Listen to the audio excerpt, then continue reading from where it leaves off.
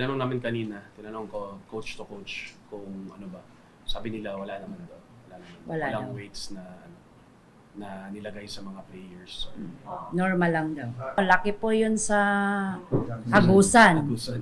Kaya marunong yung lang lumangoy. Bata pa lang, parang walang bata doon sa amin na hindi marunong lumangoy. So, what are your thoughts na drowning daw ang ikinamatay? Anong reaksyon niyo po doon? Kaya nga ma'am hindi ko pa masabi sa inyo kasi naghihintay pa talaga ako ng initial talaga na binigay ng Ateneo sa amin. Sa ngayon, naghihintay lang po ako ng resulta ng autopsy and then yung death certificate niya, yung mga certification, lahat ng papers gusto kong ma-intact lahat. Pagkatapos nun, baka mamaya or bukas, ililipad ko na yung anak ko patong Agusan. Ano nang The tulong? latest would be, Latest. kailan po yung latest na possible naman ilipat niyo? Baka bukas po, bukas. Bukas po. Ma'am, ano na pong tulong ang natanggap niyo from the Ateneo de Manila University? May mga tulong na po ba silang binigay sa inyo? Ano lang po, yung dito sa yung Arlington. buro lang sa Arlington. Pati po yung living po ba? Hindi ko pa po alam kasi wala pa silang sinabi. Sa tingin niyo po yung ganyang klaseng tulong sapat po para sa inyo? Hindi. Kaya nga nagsabi ako may kulang. Kailangan ko pang arrange or Sir, meron po, ma'am or sir, meron po kasing mga lumalabas na mga from podcasts ng mga previous players na talagang matindi raw po yung training. Sa tingin niyo po ba, dahil doon sa mga nangyari din sa kanila, it could have been preventable? Pwede sanang naiwasan na dahil may mga ganito na rin po palang instances. Meron pa nga pong reports na naligtas lang po yung mga dati na muntikang malunod pero hindi natuloy.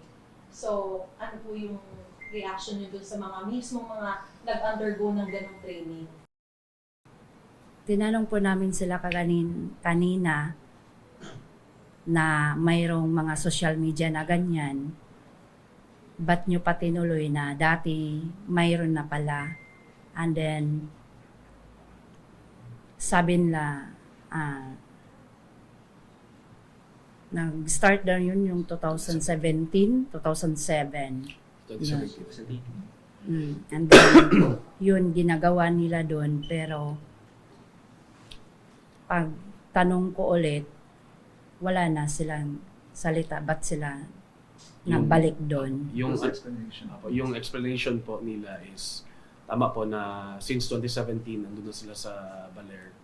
So, yung mga yung mga videos online daw na kumakalat na yes, totoo yun, nangyari daw talaga yun dati, pero through the years parang ini-improve daw nila na parang mas hindi na mas safer yung kaya parang sa kanila din parang first time din talaga na kahit since 2017 until now first time nangyari yung every year doon nila ginagawa pero first time daw to na may mga namatay.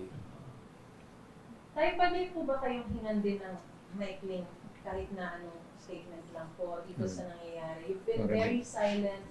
Alam po namin na kayo rin po mismo ay nananagboy at nagdadalamhati rin po.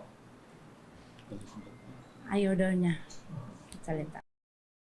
I understand. Ma'am, sabi niyo may kakulangan. Ano gusto niyo sabihin sa Ateneo de Manila University? Sana mabigyan nila ng ng complete na